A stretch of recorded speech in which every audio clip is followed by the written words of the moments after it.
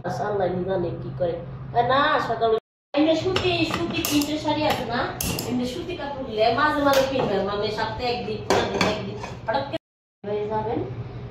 আর যাই যার জিম কিছু ছবি টবিগুলো আছে তোমার ওরা বল সকল কিছু সব কিছু ওরা বলে আগে গেছে তোমার আগে গেলে পড়বে করে খাই আছে বুঝছো আর তোমার কথা কিছু বলে না দিয়ে